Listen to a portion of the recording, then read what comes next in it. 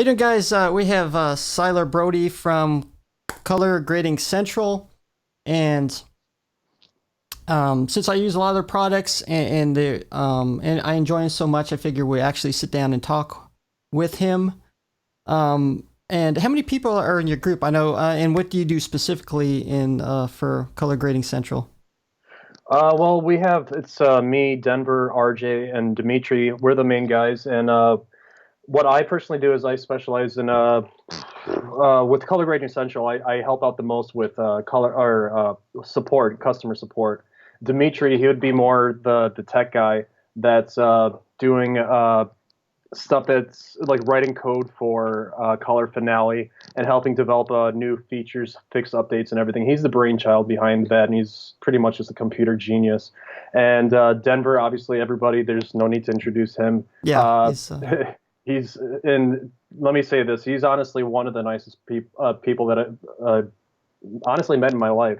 He's just a plain old good guy, and that I think that's why we all mesh really well, because we have each other's backs. We really enjoy being with each other, being around each other, talking to each other, joking with each other. It's more of a friendship versus just coworkers, coworkers. which Yeah. it's like a family. Like, we just introduced another guy named Craig. And he was actually asking us and trying to figure out what it's like to work with us, or just to work in colorgradingcentral.com in general. And the first word that came to my mind, Denver's and RJ's, is the fact that it all boils down to family. That's it. We really like each other's presences, even though that we're scattered all across the country and stuff, and work remotely.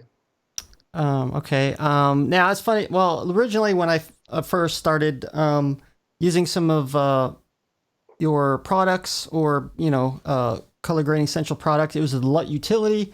Final Cut Pro 10 came out, and it didn't have support for LUTs per se until a little bit later, but you still couldn't put in third-party LUTs. So I've got that, and then which was useful, and then I started getting some of the other products and getting into it. And so I figure we could talk first about Color Finale. And of course, recently you had the Pro version come out. I believe it's version 1.6, I think. Yes, yeah, exactly, 1.6. And I believe it was the first third-party plugin that allows you to get color wheels back. Of course, Apple went with the color board, Vice color wheels. So that added more functionality and features to Final Cut, and also I think it has curves as well. Yep. And let me see what. Also, we have layer-based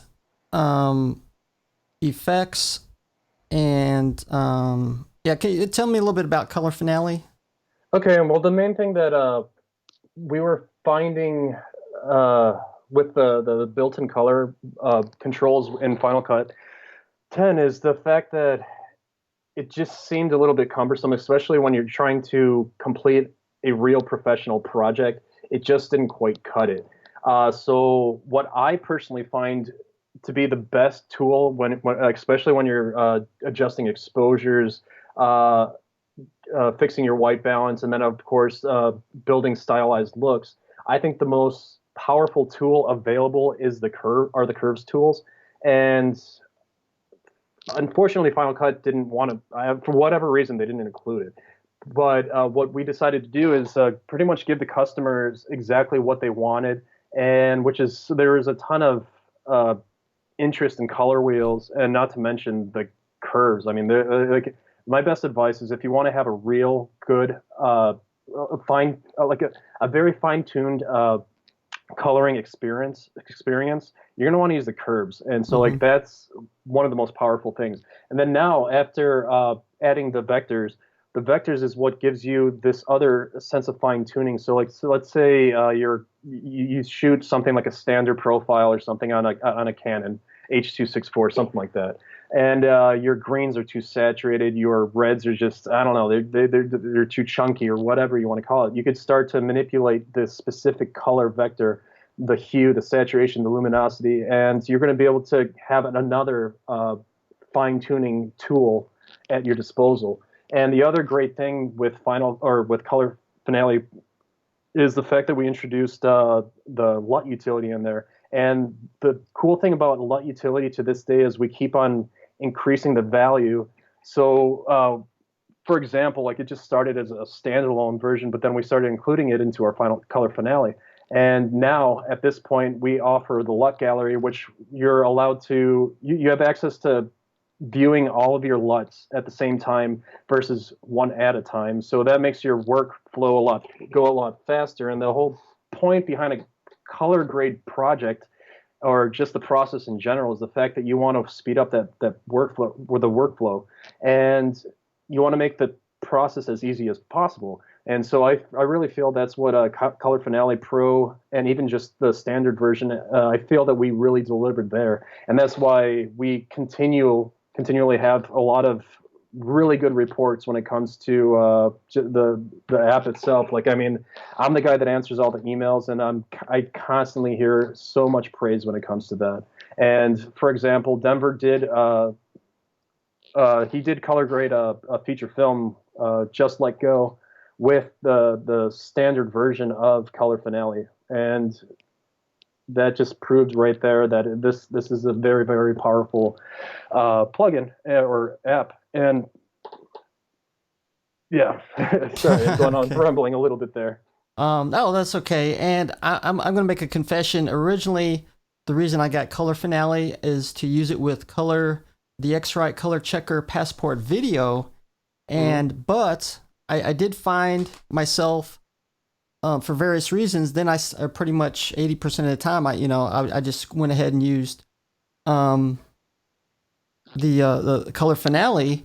And of course, it incorporates the LUT utility as well, because I often use that with my Canon C100. So I also, and that's my first experience with color wheels, because I pretty much went with from iMovie to Final Cut Pro 10. So I didn't have a chance to use it with other color wheels with other editors. And I also believe Color Finale is available for Adobe Premiere Pro as well. No. No, It's exclusive to just Final Cut Pro. Oh, okay. For some reason, I was thinking, okay. I usually like to include, just, if it's included in more than one product, but okay. However, with other products that we do sell, though, what I always do recommend for people that are specifically on Premiere is you can purchase our LUTs. Because we have .cube file format LUTs, and you could easily put them into the Lumetri, which is in a Premiere CC, After Effects. You could use that in there. For CS6, I believe people are using LUT Buddy and successfully putting Impulz and Osiris in there, and including if you had the opportunity to purchase a send. And actually, we're going to talk about that in our next section, because I kind of swear by the Osiris LUTs, but I'm going to get to it in just a minute. Now with also the new version that came out, the Pro version. Well, not the Pro version, but now with version 1.6, you have color pickers, which now I believe primarily correct for white balance. Of course, you got 3 of them: one for the shadows, midtones, and highlights. Can you talk a little bit about that?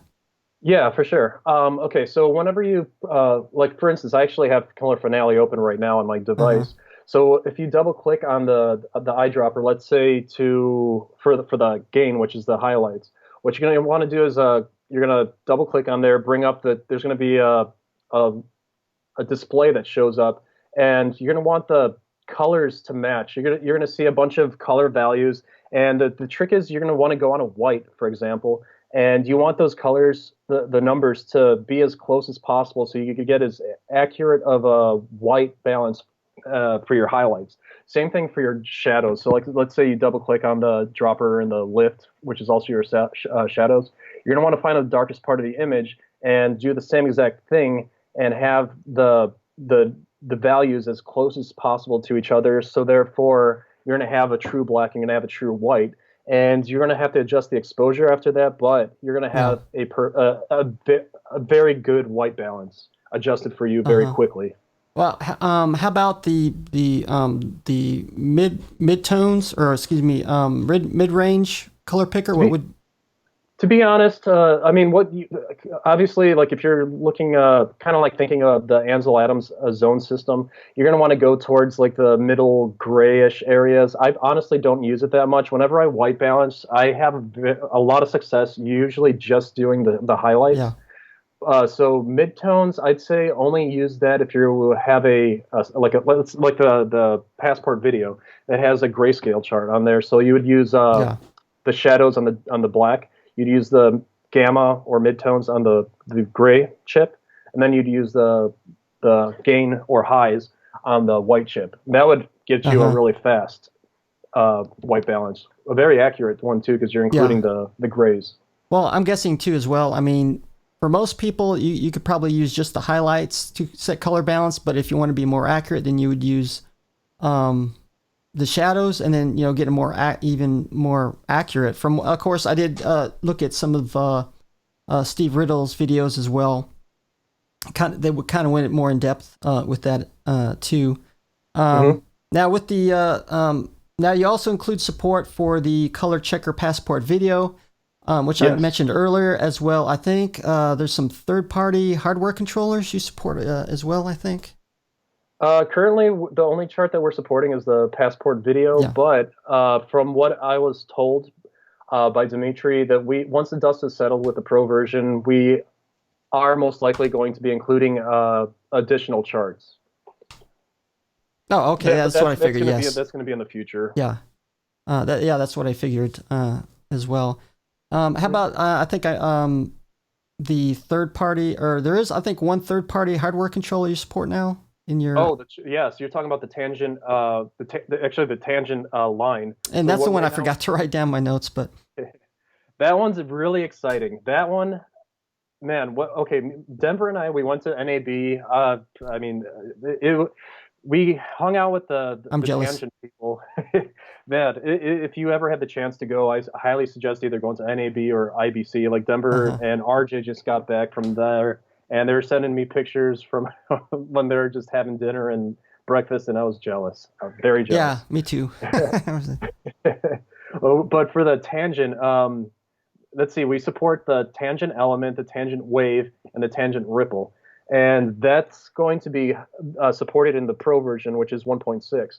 And I remember playing with the ripple over at NAB, and like I honestly felt like a child just playing with this new toy. It felt good. It made coloring easy. I for some reason I felt like the color wheels just worked better. I don't know. And I was using it with Color Finale at that point in time too. So it Yeah. works very well, and there's very little limitations, which is the very cool thing. Like you have a lot of control. Yeah, obviously I think because sometimes the controls are like using a mouse, the controls are, it's kind of, I'm not saying awkward in some situations. That's why, I mean, that's the reason why we have hardware controllers to get more fine adjustments. Yes. Of course, with the tangent, obviously. Yes. Yeah. I highly believe in that. For example, last night I just purchased for Photoshop and After Effects, and just doing basic like, or for doing like photo work and stuff, where, or so let's say some type of graphic drawing, electronic drawing. Like I am not going to rely on a mouse that's just ancient technology. So I purchased a Cintiq 13-inch HD, which is the reason I did that is because I need the proper and the best tools to accomplish the task, whether it's woodworking, whether it's building bikes, whether it's color grading, whether it's anything. You could name whatever you want. You have to have the best tools available. That just makes the job easier, more enjoyable, because I mean, that's what it's all supposed to be. Like, it's what it all boils down to, is having fun. That's the way you're going to end up Yeah. enduring the through time, you know? Well, I think that's another reason why often you buy paid plugins or different things, because you're also not, of course, not just to have it, but just to speed up workflow, which in many cases, definitely it has helped me speed up, doing things faster, because often I'm very limited on time. I mean, everybody is.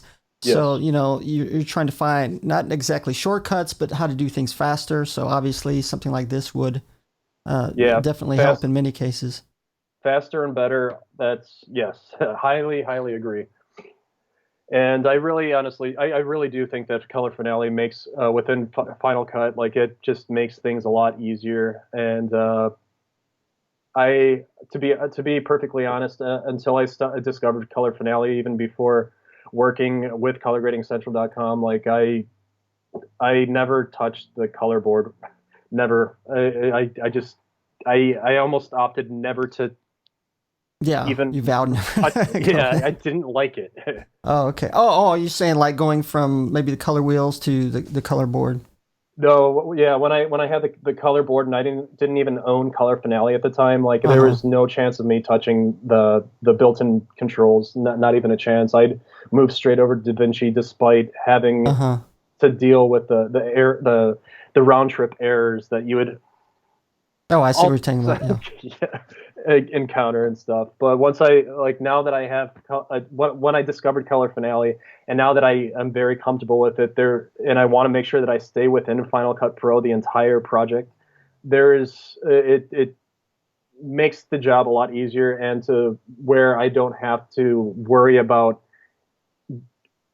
taking my project to a different location. I could keep everything in one tight, neat little bundle and complete an entire project and and I'll know ahead of time that it'll be of quality. Yeah, yeah, true. That's the main thing.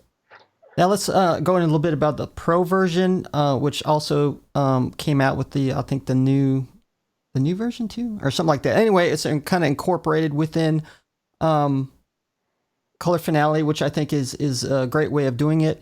And now it supports ACES technology, which is Academy Color Encoding System. Um, and I think you also can output it to different like monitors or standards. Of course, you can select the type of camera as well. Hmm. So could you explain a little bit of that? I'll be perfectly honest. That's not. I am kind of brand. I'm actually brand new when it comes to like all that tech Oh, side of the okay. stuff. So that's pretty much where you'd have to talk to Denver. He's the expert, and him and Dimitri are the Uh expert huh. when it comes to that stuff. I apologize. No, I'm that's still okay. That's learning more okay. about that. But I think you also have the availability to save presets. I think there's another one within, like if Yes. you open up Inspector and then you can, I think, save some presets there or something like that. That was another feature of the Yes. Pro version. Uh, Yes. Definitely. There's let's see, this version of doing presets. I find it's a little bit easier than doing the. Let's say if you just scroll down to the bottom of the inspector, you save the save effect or yeah, save effects preset. You could do that, or you could use ours. I think it's a little easier because you're gonna have less. It just seems like your workflow, the speed, and everything. I think it'll be a little more. Uh, it's a lot more organized. Actually, that's I need to correct myself. And huh. so I think when it comes to grouping and having your presets available at the same time, you're going to be able to do color shot matching faster and easier, which is the goal. Which everybody knows that color matching is like 80% of the entire project or your time dedicated to finishing the project. So my advice is if you really want to get good at color grading, master your color matching, shot to shot matching. Extremely important. And the preset functions or controls and the grouping controls help in that part of the To do process. that to matching. Yes. Oh yeah. Yeah. Yeah. Definitely. Another problem I also usually have too is matching different cameras together, which Hmm. can also be a problem. Yes. The cool thing about that is we have this product that we actually sell. It's called it's a DaVinci Resolve School.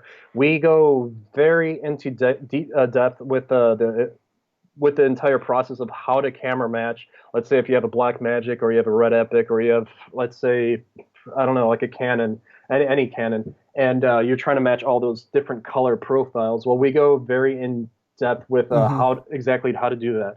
And in a nutshell, what you're going to want to do is you open up your scopes. You first do regular exposure shot matching. So you make sure that the through your waveform monitor that all your shots match. They look their waveforms look similar, And then you're going to want to go and adjust, let's say in Color Finale Pro, you go into the vectors and open up your vector scope and try your best to align all those colors and make your vector scopes match. That's the brief nutshell on how you color match. And you do that through the entire timeline. And you could pretty much cut them down into groups to where you're kind of like matching scene to scene.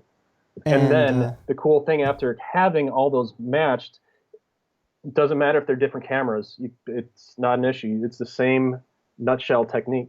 You then, after everything is matching, all you have to do is create a look on a hero shot that you pick, and you feel like that's the one that you want to kind of like base everything around.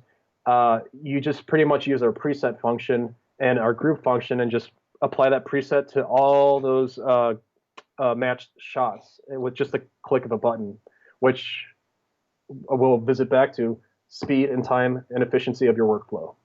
And now I think you guys also have a set of training videos as well. I think DaVinci is in there, and then I think Final Cut Pro 10, right?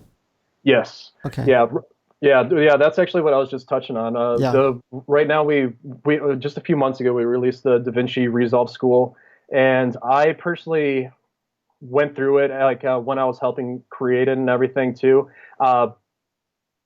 It is going to teach from beginners to advanced. I suggest that anybody that falls between those brackets, which is pretty much everybody, you should pick it up, because in the beginning we go from beginner, and then eventually you end up going into like more advanced tutorials. So like the beginning is going to be good for beginners or advanced, because you're going to brush up on your skills, maybe learn a few things that you didn't even think about, and the more advanced stuff, which is what I was talking about before, which is the color matching, shot-to-shot matching, camera matching. That's the most important stuff right there, and that's what we go really into detail about. And of course, DaVinci Resolve has a higher learning curve. I found that out. So yeah, I mean it's not bad. Of course, it's developed for the professional, and so it's going to have a lot more options and things to learn, obviously. So, yeah, I mean, I think that learning a new software is it can be scary and everything. Because like, I mean, I'm doing the same thing with like After Effects. Yeah. It's a little scary, but once you get comfortable with the controls, know where everything is, like you can really take any. Let's say a lot of people ask me, can I transcribe a tutorial for like, let's say a coloring tutorial from DaVinci to Color Finale, and I always say yes, and that'll actually increase your confidence, your color confidence. That's what I speak about color confidence all the time, and what it will do is it'll increase your tool knowledge also, because all the tools they function the same. They just look different, or they're located in a different part of the different software. So once you learn where everything is at, you could literally transcribe a Photoshop coloring tutorial to Color Finale or to DaVinci. It doesn't really matter. It's all the same thing. Zeros and ones, that's all it is.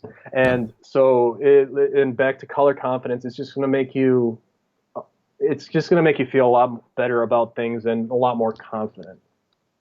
And okay, we're going to go ahead and go into your LUTS, of course, which is primarily talking the Osiris and Impulz. I know you have some other ones you also came out with.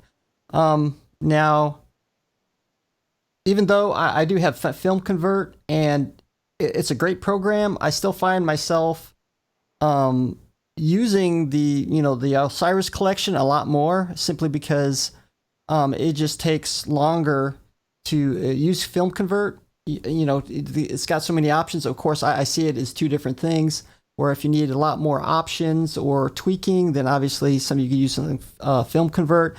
But for me, I'll just usually throw an Osiris LUT in there, and usually I always have enough to choose from. And then of course, using the opacity, from 0 to 100%, I can find something even in between. So in many ways, it does definitely speed up my workflow. Now, going into Osiris, doesn't that also? Of course, it has film emulation and I believe its own color grading kind of incorporated into it, from what I remember. Yes, exactly. The way that I like to explain it is Impulz versus Osiris. Osiris is a 35 millimeter film print emulation, and the big difference is the fact that it has a look already made, pre-made into the LUT itself. So, for example, the M31 LUT is one of the most popular LUTs that is in the Osiris collection, at least in my opinion, which is the teal, orange, and teal look. Mm-hmm. And so when it comes to the difference between Impulz and Osiris, is Osiris has a pre-made look, Yeah. which is I think is really important if you need to decrease the time in post and everything. If you don't really have the time to create looks and do the manual aspect of the post process, so Impulz, the powerful thing about Impulz is when you have the time and you, let's say, you really want to create your own look, like you're really confident in your color grading chops, your ability, and where you feel that you pretty much moved on. You don't need the luxury or the with the pre-made look. So it gives you the opportunity to pretty much choose from a few different options. So you have a film contrast, which is one of the groups of LUTs in the Impulz collection, and then you have film print emulation, and you have vision space. The main difference between those three is film contrast. It has the word contrast in there, so it's going to have a lot of like deep contrast. Yeah. And then film print and emulation is just kind of, and the saturation levels and exposure and contrast is included in the film contrast and the film print emulation. The difference between the film print emulation is just a little less contrast, in my personal opinion. And I think the overall image looks just a little bit more pleasing. It's a bit more superior compared to the film contrast. Vision space is more for people who kind of want to tweak the colors on their own, make it a little more manual, where they want to adjust the contrast levels, the exposure levels, mids, tones, highs, and the saturation levels. What I personally prefer is Impulz Ultimate, which includes the Cineon converters. And what that does is you have access to what you're going to do is you're going to use two sets of LUTs. So you do your white balance, and then you use two sets of LUTs. Let's say you're grading a log image. What you're going to do is you're going to grab, let's say here, I'm going to open DaVinci really quick, and what you'd do is you would open up Impulz, and then you would grab, let's say you're shooting with a Blackmagic camera. You have access now to Cineon LUTs versus just film contrast, film print emulation, and vision space. So you have the Cineon, that would be your first LUT, and what it's going to do is it's going to put you in this a really unsaturated, it's going to put you in a log space pretty much. And what you would do to bring yourself back into another color, the color space where it's contrasted, saturated, and it has film print emulation, you would use a Cineon converter, which for me, one of my personal favorite one is the Cineon to Codec 2383 FPE D60. I know that's a long one. Yeah, that's my personal favorite because it brings me into a color space where you have you already have like teals in your midtones and teals in your shadows, highlights, and everything, and that's pretty much my favorite look. And then you could start adding more teal into the shadows, midtones, and pretty much create a really, really authentic looking teal and orange look.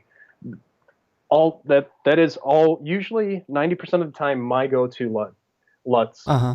And actually, I think the teal orange look is fairly popular as well. I of course I know they use it in feature films as well. So at least you do have that option too with using the LUTs. Yes, yeah. When you use the Cineon conversions, it makes the process of achieving an authentic looking teal and orange a lot easier. Also, let me see. I think we covered everything. Okay. Thanks for having the interview with us, Brodie. And of course, you're most welcome. And of course, you can find you on the internet, colorgradingcentral.com, I guess. Yes, and you could also email us over at Denver at colorgradingcentral.com. And Hope to talk to you guys. Yeah, if you ever have any questions, I'll personally be answering them. So Yeah, I look forward to hearing from you guys. Okay, great.